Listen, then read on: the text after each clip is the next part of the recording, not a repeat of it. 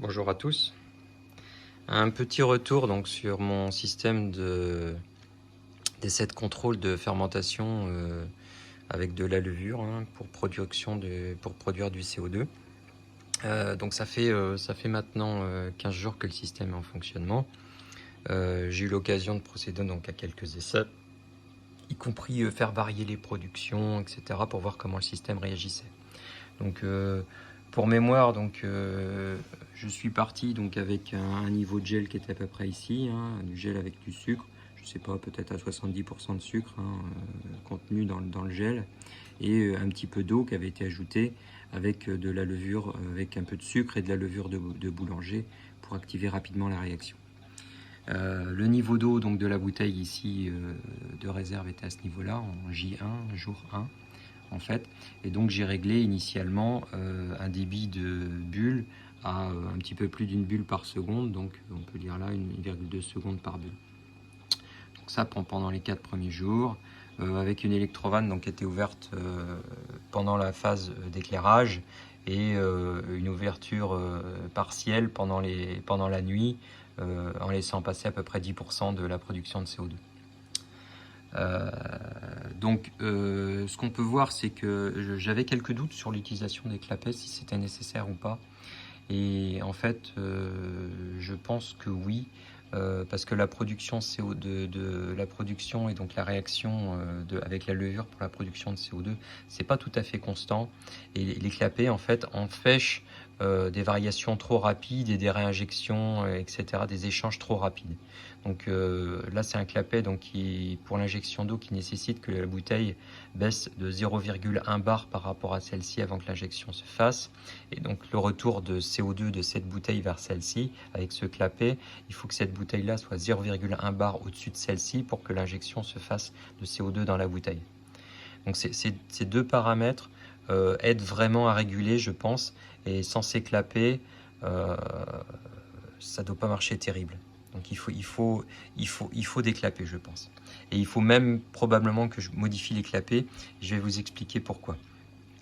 Parce que si on fait une production continue de CO2, il n'y a pas de souci, mais à partir du moment où on utilise l'électrovanne et qu'on l'ouvre et ferme, la réaction ici avec les levures est assez lente en fait, et ça a tendance à se calibrer la production sur la demande maxi au moment où l'électrovanne est ouverte.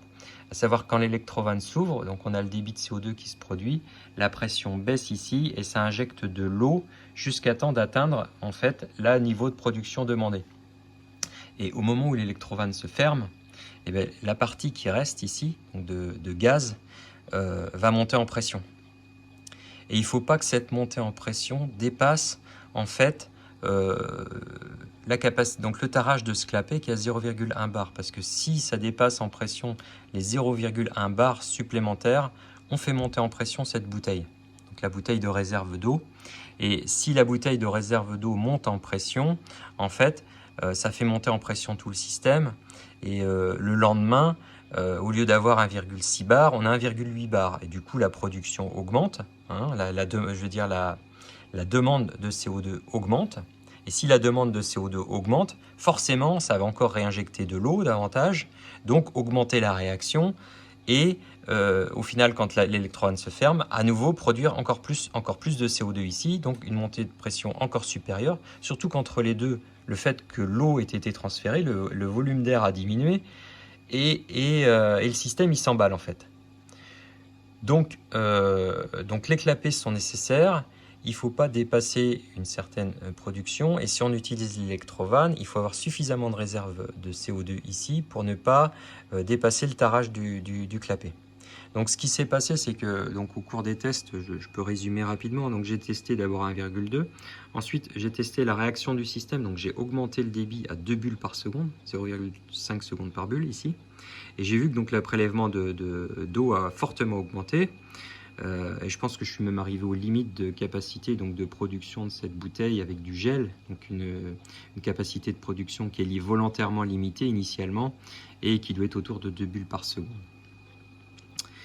Donc à partir de là, quand j'ai vu que bon, j'atteignais les limites, j'ai réduit un petit peu la demande de CO2, donc je suis passé plutôt entre 0,7 et 0,8 secondes par bulle, quoi. Un petit peu plus d'une bulle par seconde, quoi, 1,5 bulles par seconde, quelque chose comme ça. Voilà, jusqu'à tester. Là, il y avait beaucoup d'eau dans la bouteille déjà. Bon, ça avait commencé à transférer une certaine quantité, hein. J'ai retesté en fait à 0,5 secondes par bulle, donc 2 bulles par seconde, mais en augmentant la nuit la demande. Au lieu d'être à 10%, je suis passé à 25% pour voir si le système réagissait bien, mais en fait, même en mettant à 25% la nuit, du fait que là, le volume d'air était quand même relativement réduit, la réaction ralentissait peu et je me retrouvais le lendemain avec 0,2, 0,3 bars supplémentaires dans cette bouteille, quoi. Donc à chaque fois, j'ai dû recorriger manuellement, hein. Avec le clapet, là, on peut diminuer la pression. Donc à chaque fois, j'ai apporté une correction pour revenir au niveau initial en termes de pression. Et au final, donc, comme j'ai vu que le volume d'air venait trop faible, pour ne pas dépasser les 0,1 bar et qu'il n'y ait pas de modification de pression. Donc là, je fonctionne depuis quelques jours. Ici, c'est la partie basse où l'électrovanne est ouverte en permanence, donc 24 heures sur 24. Et j'ai une production qui est ici à peu près de l'ordre de 0,7, 0,7, 0,6, 0,7 secondes par bulle, quoi. En gros, un petit peu plus, une bulle et demie par seconde, quoi, à peu près. Et du coup, j'ai plus de problème de montée de pression, etc. Même si, en fait, le système fonctionne donc plus alternativement. Ça a tendance plutôt à se caler sur la pression mini pour que l'eau soit injectée, hein. Mais quand l'eau est injectée, en fait, ça a tendance à fonctionner alternativement, c'est-à-dire que ça injecte de l'eau, la réaction repart, ça augmente le débit et par moment, ça peut renvoyer un petit peu de CO2 dans l'autre bouteille et maintenir la pression. Ce qui n'est pas trop mal parce qu'en fait, si on n'envoie pas du tout de CO2 ici, la pression de la bouteille baisse en fait. Et si la pression baisse dans cette bouteille, c'est automatiquement l'autre bouteille aussi qui la pression baisse et donc le volume de CO2 fourni va baisser.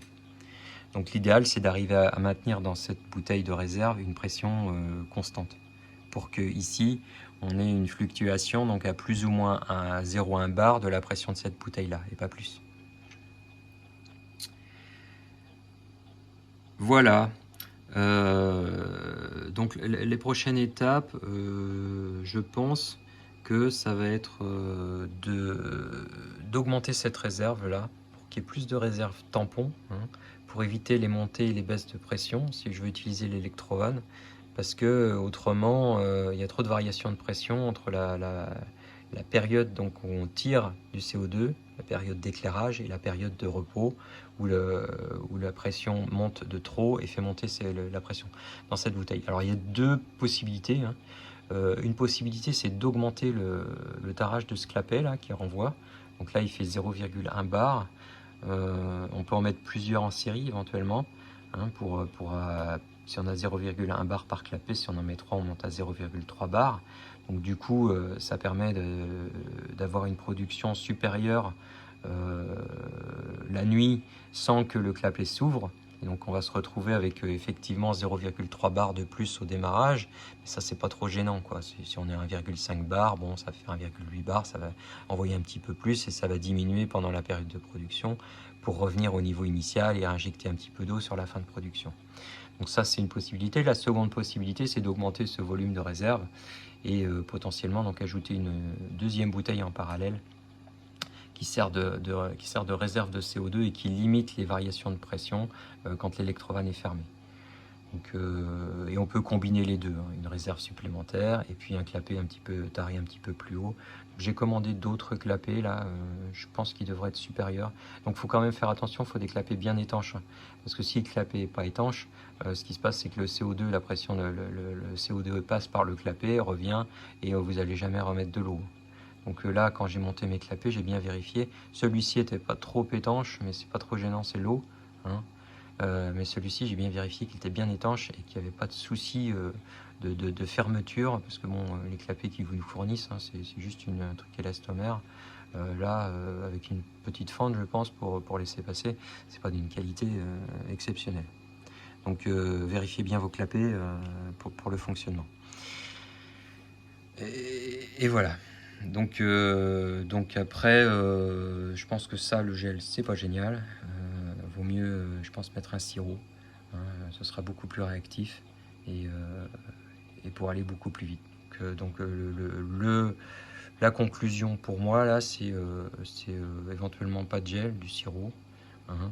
Là, les clapets, c'est indispensable. Éventuellement des clapets tarés plus haut pour le retour d'air, pour éviter la montée en pression de cette bouteille. Et ici, un volume de CO2 de production, volume de réserve de production plus conséquent, hein, pour pouvoir utiliser l'électrovanne uniquement pendant les périodes d'éclairage. Voilà. J'ai pas d'autres éléments, je pense, à ajouter pour le moment. Mais globalement, ça fonctionne quand même très bien. Hein.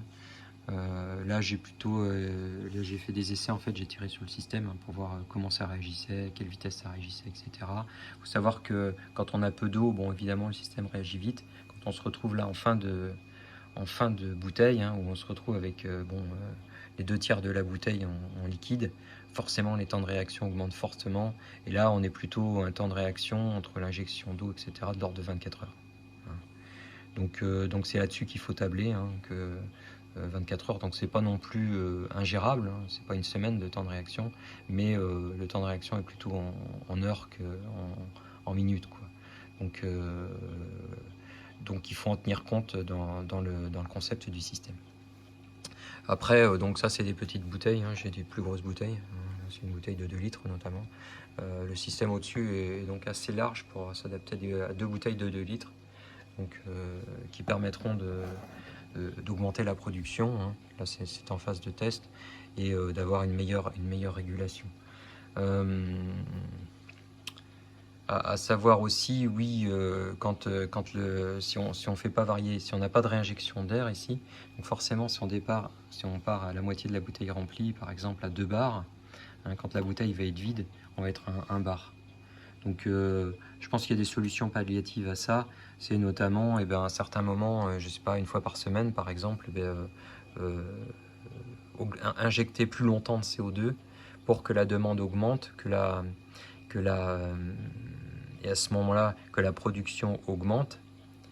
Et quand l'électrovanne va se fermer ensuite, la variation de pression va être supérieure, et du coup on va faire remonter un petit peu la pression ici. Donc c'est quelque chose, je pense, à calibrer avec les temps de fonctionnement d'électrovanne, hein, potentiellement une fois par semaine, hein, je dis. Donc une augmentation de demande de CO2, ou alors on peut fermer l'électrovanne par exemple pour laisser monter la pression et rétablir la pression dans la deuxième bouteille. C'est 2 possibilités en fait pour qu'il n'y ait pas de variation de pression. Après, il y a aussi la possibilité de laisser la pression baisser à 1 bar, mais en sortie mettre un régulateur de pression, quoi, pour que systématiquement en entrée d'électrovanne ou de buller, on est à 1 bar, quoi, avant le réglage ici. Donc il faut déporter le réglage, quoi, et puis avoir une pression constante. Mais je pense qu'on peut gérer la pression au niveau de la bouteille. Voilà ce qu'on pouvait dire. La suite, bientôt peut-être.